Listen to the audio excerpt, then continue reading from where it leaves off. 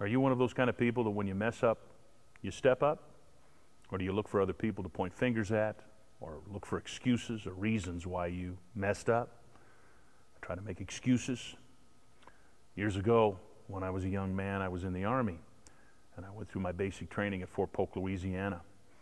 And as the Army goes, you have a lot of rules and regulations, and they're not meant to be broken. There's generally strong penalties when you do. One of those rules, we weren't to talk in the mess hall. When you ate, you got out. Well, it was one of those times that I looked around the mess hall and I didn't see necessarily any drill sergeants, so I decided to make a funny comment about the food to my friend, only to discover that he was looking behind me, and the drill sergeant wasn't in front of me, he was behind me, and I was caught, I was busted. I had been talking in the mess hall and broke a rule. I knew the hammer would fall, and I knew sooner or later I'd have to pay a price for that. It would follow with punishment. It was at 2 in the morning. I was awakened by the drill sergeant to report down into the marching field. When I arrived at the marching field, the order came down that he wanted me to dig him a hole. So I began to dig in his hole in the middle of the night. And it wasn't about an hour later that he showed back up, and he was calling me every kind of name in the book and screaming at me, wondering why I would be up at 3 in the morning digging a hole in the middle of his parade field. I quickly discerned that it wasn't about the foxhole. It wasn't about whether he told me or didn't tell me to dig the hole. He was trying to find out if I was going to step up and be responsible for my original offense, which was talking in the mess hall. And he was going to find out if I was going to use any arguments or try to point the finger back at him. And instead, I just apologized to him for not being a good private. And at that point, he ordered me to fill the foxhole. So I began to fill it and get it all filled up. And after I filled it up, he showed up and began to yell at me some more as to why I wouldn't give him his foxhole that he ordered me to give, and that was I going to be a troublemaker.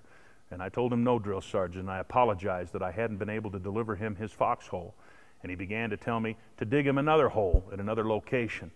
And as I began to dig that hole, weary and tired, getting close to 5 a.m. in the morning, I was digging my hole, understanding I'm being punished for talking in the mess hall. Had nothing to do about the foxhole. At one point, he came up out of the bushes and he told me, "All right, cover up the hole," winked at me, gave me a smirk, and sent me to bed.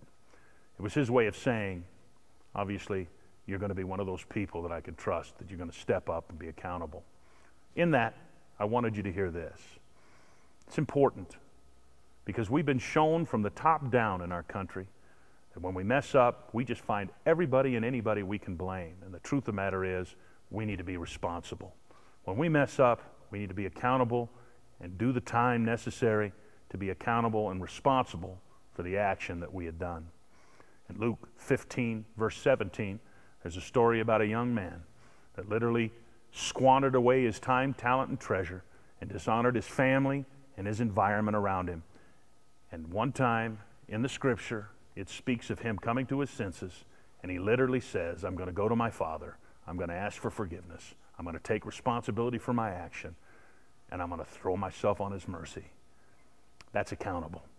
And I want you to know, the story ends well. He is embraced. He is restored, and great things came his way. I hope and pray you're a person, when you mess up, you step up. God bless you.